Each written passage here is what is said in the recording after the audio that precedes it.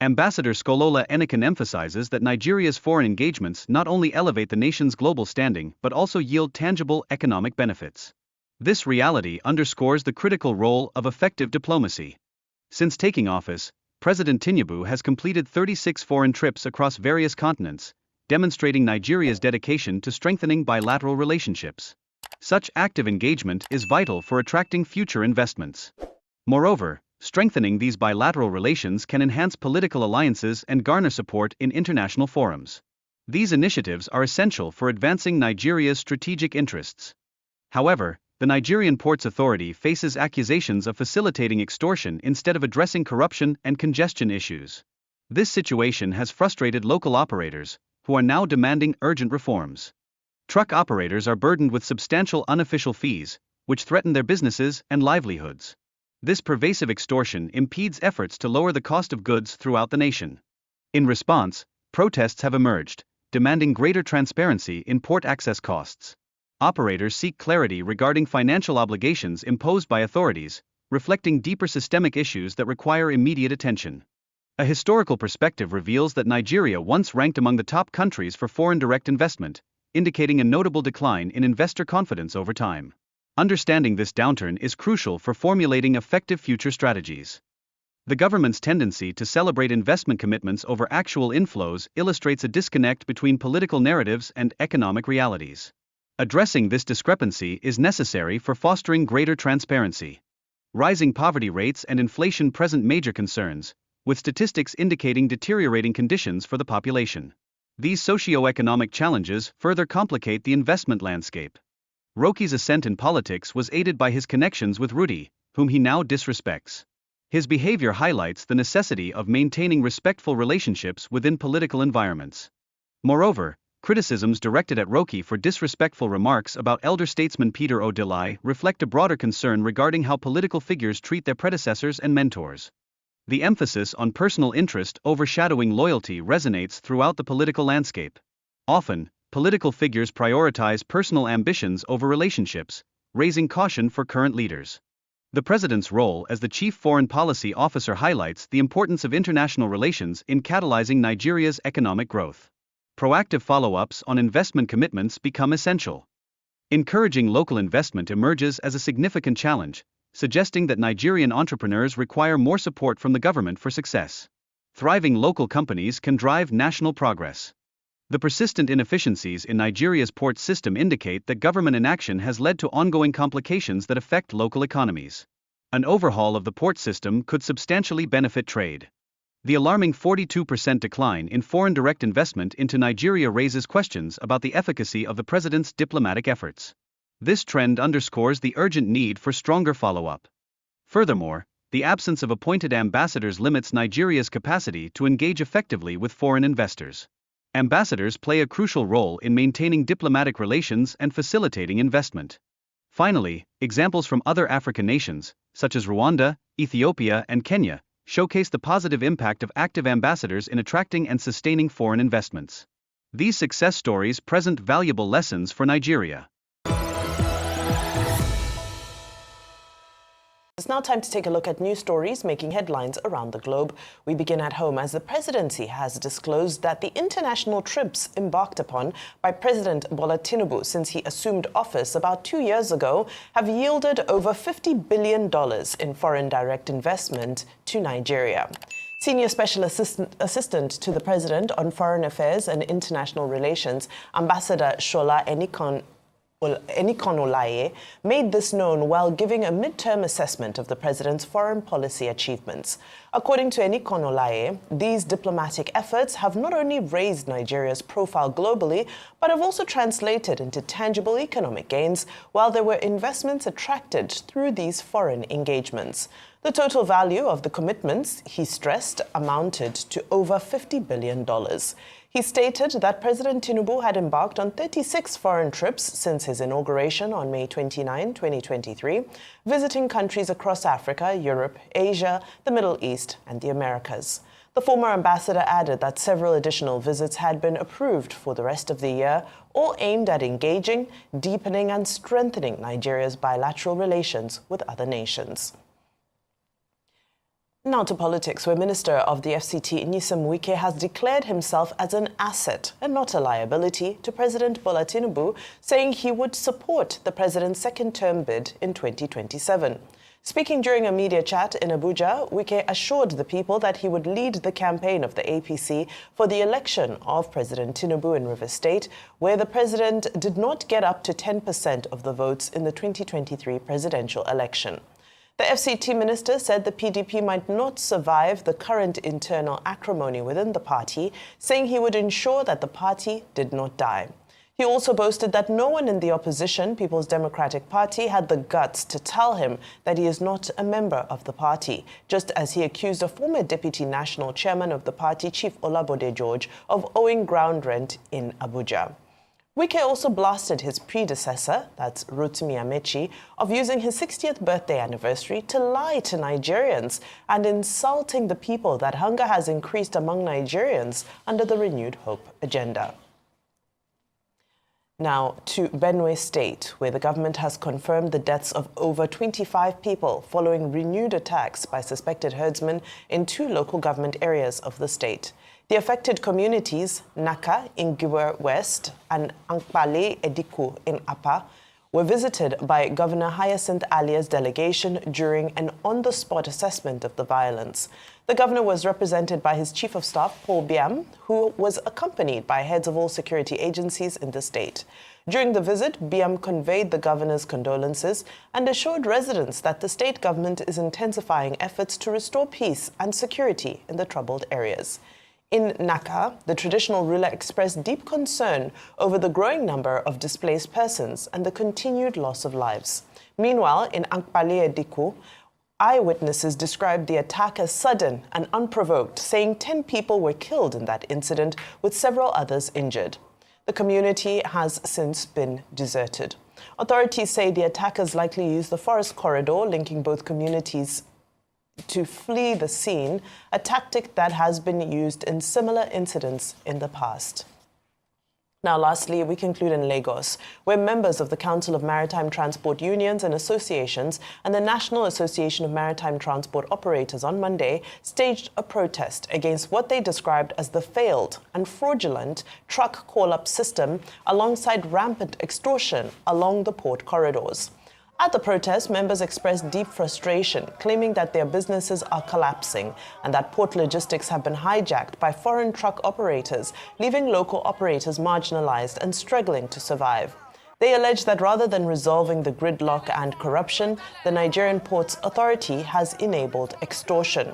Despite a 2021 pledge by Lagos Governor Sanwo-Olu to reform port access, stakeholders say the situation has worsened. The protesters are demanding a transparent review and immediate action to restore order. Beyond this extortion on ground here, we have extortion from both state and non-state actors, specifically Nigerian Ports Authority.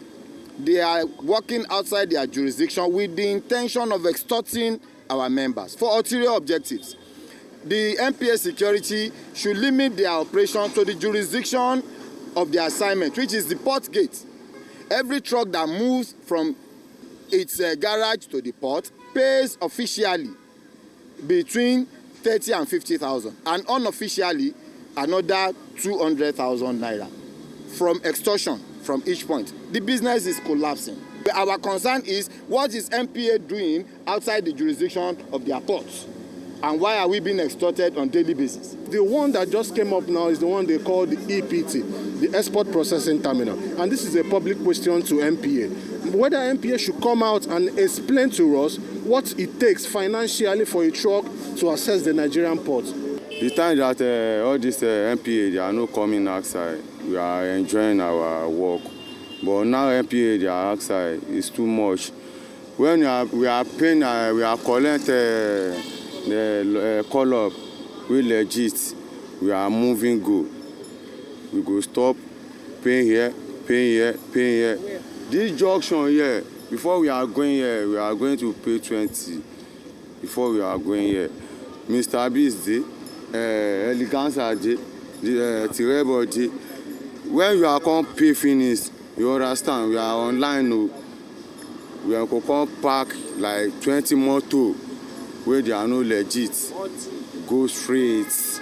We are there here, we are staying here, we are sleep here, like 2 weeks, 1 week. So it's too much. We are calling on the whole world to see that this is what we are going through. This is a deliberate sabotage. Because as much as the federal government is trying to ensure that the cost of products is reduced to the barest minimum, this process will never allow us to achieve that.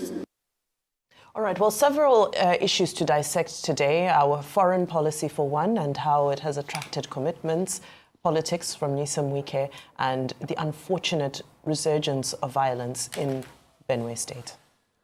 So, a couple of things. I'm taken aback by the quest of this government sometimes to show that they are working. See, if Nigeria works, I will be the first to come celebrate. But they're trying too hard. It's not working. The data is there. The first quarter of the year, how much came in FDI? The numbers are there. Was it 50 billion? So this talk about 50 billion commitment, Vimbai, who celebrates commitments? Who celebrates commitments? We celebrate actualization. When the money comes into the economy and we feel it, we'll celebrate. But these attempts to justify the trip, are they also going to justify the president buying a very big jet? That till today, they've not told us how they passed it through the National Assembly, that Eyinaya Abaribe berated, that they didn't see anything as senators on their table. We want this country to do well, but this attempt to talk and try to justify this thing when it's not working, FDIs are not coming in. Business climate is tough. Did FDI used to come in? Yes. Many years ago, we used to be first 5 on the chart of FDIs. But today it's not coming in. Can we celebrate them for something? Yes, the Shell deal. I've talked about it, Bonga, many times. But you celebrating 50 billion in FDI commitments, it's not FDI. It's best you celebrate the 50 billion because I also need that money to come into the economy so it can permeate. Because we'll see the difference if $50 billion comes in to an economy that is less than $200 billion now. Secondly, as regards Minister Wike, saying he will support President Tinubu and nobody can tell he's not a member of the PDP. I'll speak some Yoruba and I'll translate it to you. There used to be something that used to happen in churches back in the days. Some people still wanted to do their African traditional religion and still going to see their babalawos and stuff. But they wanted to hold position in church. So I remember back in the days in the church in Nigeria, they used to make an argument. The argument was the Igbagbo Nikama Shahaju argument. That means I'm a Christian does not mean I should not still delve into other sources of spirituality.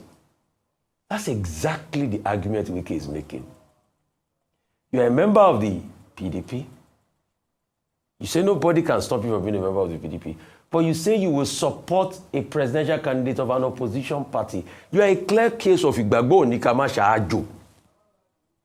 You are lukewarm. And the Rotimi Amechi you are attacking that is saying is hungry. Nigerians are hungry. The stats are there.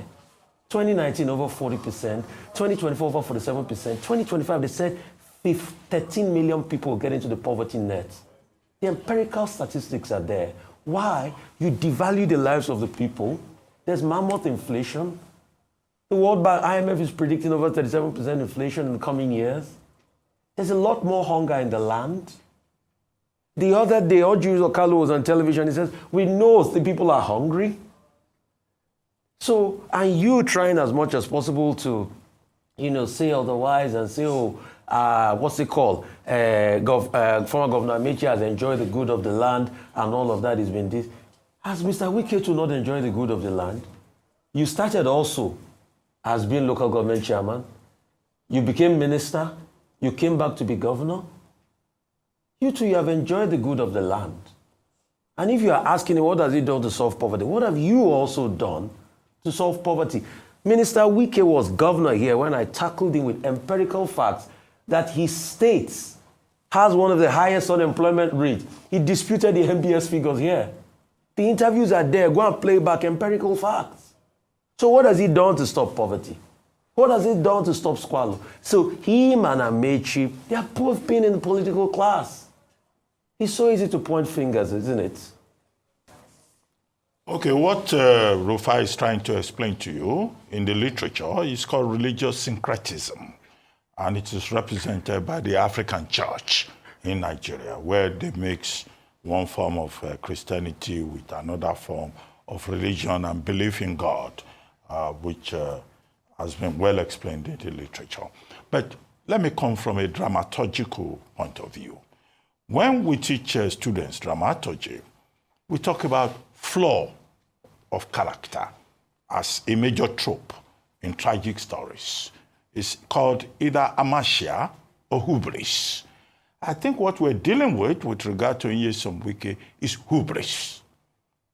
Hubris, which relates to his own character. Now, let me start with Rotimi Amechi. He says Rotimi Amechi is hungry for power. He could not deliver 10% for Atiku in the 2023 election. He could not address hunger while he was a minister or while he was a governor. Now, there's a basic principle in human relationships about your relationship with your bosses.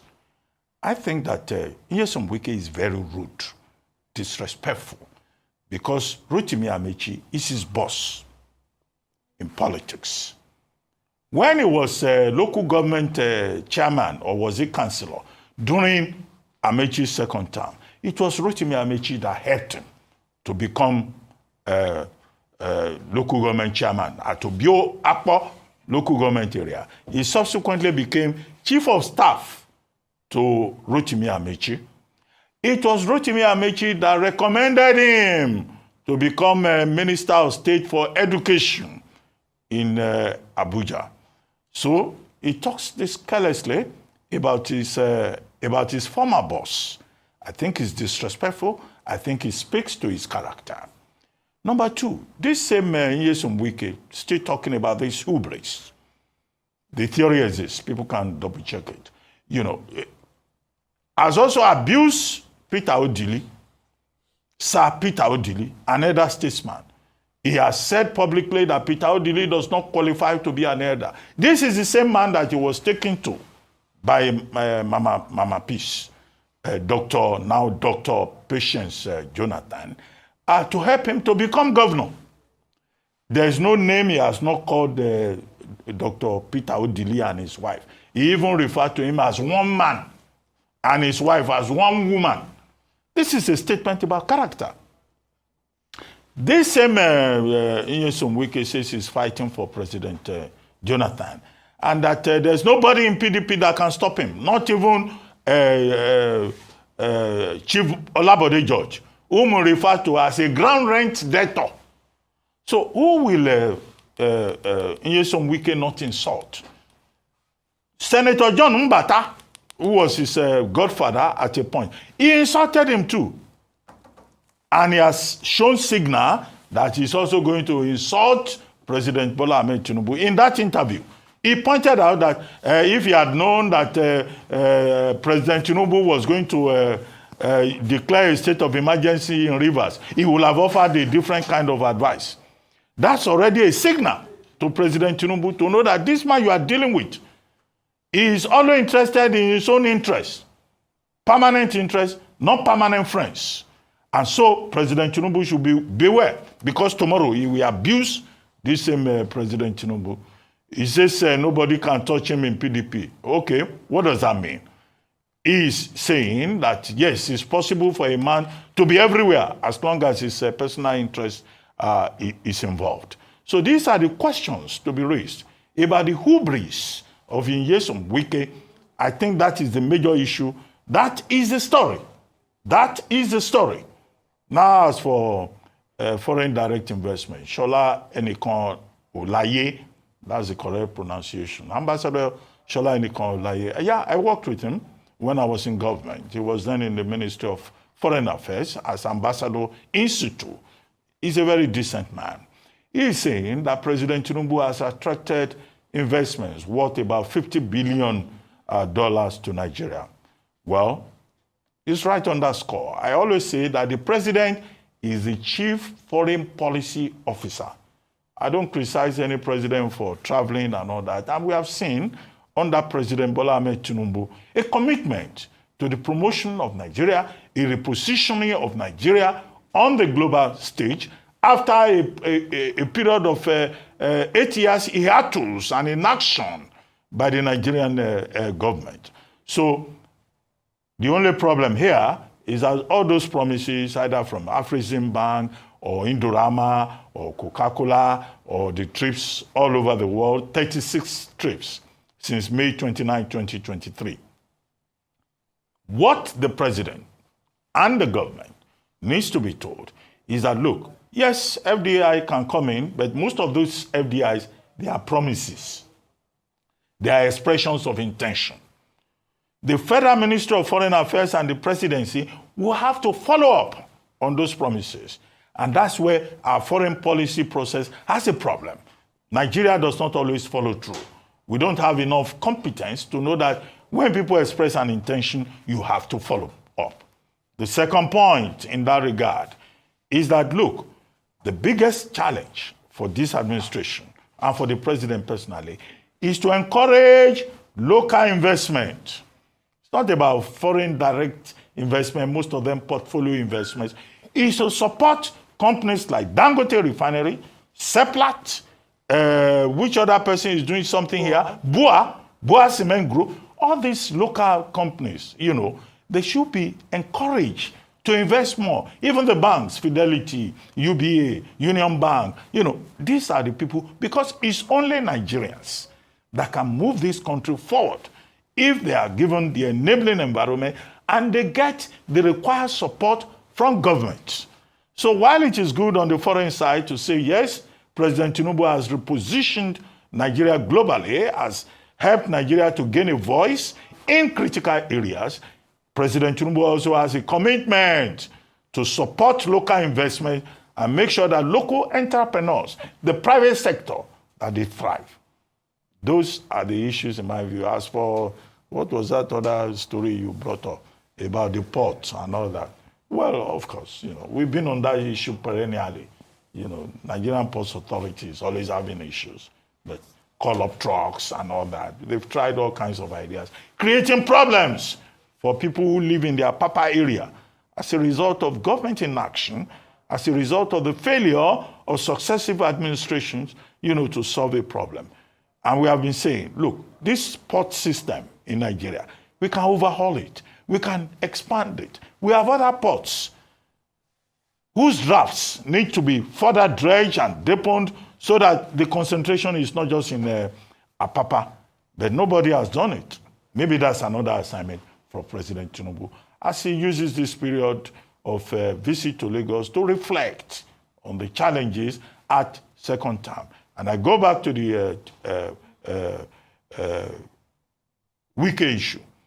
President Tinubu needs friends. He doesn't need enemies in second term as he moves towards the remaining 2 years of his first term. Wike should stop making enemies for him.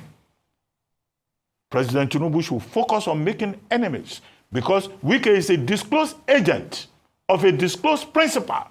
Anything he says, antagonizing people either in Abuja or in Rivers, he will be making enemies for President Tinubu. That's not the job of an agent of a disclosed principal. All right, so I'll pick up with the disclosure that the president's trips, so over 30 of them, international trips, have yielded about $50 billion worth of commitments of investment for FDI.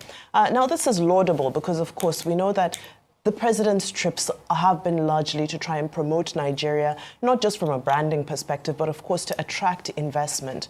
However, it's challenging to dissect this issue because we heard from the Central Bank of Nigeria just in April of this year that FDI into Nigeria has declined by 42%. That's in the most recent assessment of those statistics. So In the process of getting these commitments, one now questions what is the follow-through to finalize these commitments so that they can actualize. 24 months into term, and there are no ambassadors appointed to any of Nigeria's embassies.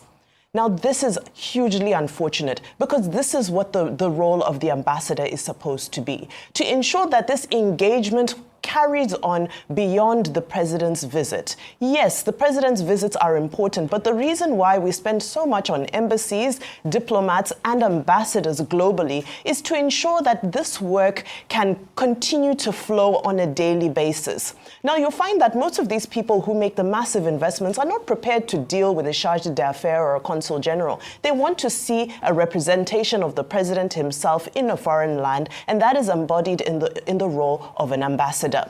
I'll give you an example of some successful economic diplomacy that has happened across Africa. Rwanda, for example, Rwanda's ambassadors actively engage and invest in Rwanda. And this has yielded countless, not just commitments for investment, but it has followed through specifically in London, Washington, and Beijing. Ethiopia's diplomatic economics has yielded investment for Ethiopia's industrial zone. They've established the Hujian shoe factory thanks to the success of diplomatic engagement at the ambassadorial level. Lastly, Kenya. We know that Kenya built a $3.5 billion standard gauge rail. And this is all thanks to the Kenyan embassy's work in Beijing. I bring all these examples just to be able to exemplify the fact that the president cannot do it alone. He cannot tour the entire world and meet with all the potential investors, secure those investments, go through the bureaucracy of trying to take those investments from initiation to execution and all that happens beyond that. It's simply impossible, and that's why embassies exist. So this is a new record because under President Buhari, it took him 20 months to appoint ambassadors. So a new record has been made because we've now reached 24 months and we're not seeing any real sign. Well, there were some rumors that circulated, but we don't work on rumors. We are still waiting for ambassadors to be appointed. Very quickly on the Minister of FCT's media parley, he referred to Rotimi Amechi's birthday celebration. And for me, the biggest takeaway from that birthday celebration were the statements made by Senator Seriake Dixon, who said that he is aware of coalition creators, conspirators, people who have become professionals in creating coalitions and creating the conspiracies around them. And I think this is very apt because when we look at some of the dialogue that's happening, whether it be between the ruling party, the government, and the coalition and opposition, it's such an elitist jabs, personal jabs. All they're doing is flaunting their dirty laundry to us in public, but nobody is dealing with the issues that affect the common man. So we ask ourselves, what exactly is going on here? And it does begin to look like a conspiracy in itself, a conspiracy to grab power from all that be. On one side, it's a conspiracy to stay in power at all costs. The other side is a conspiracy to grab power. And in all of this, we're not getting any solutions about how Nigeria will be moved forward. And indeed, to hear men of this caliber who've been in government for over 20 years speaking about being hungry is insulting to the people on the streets who are actually hungry and are now managing just one meal a day to try to get by.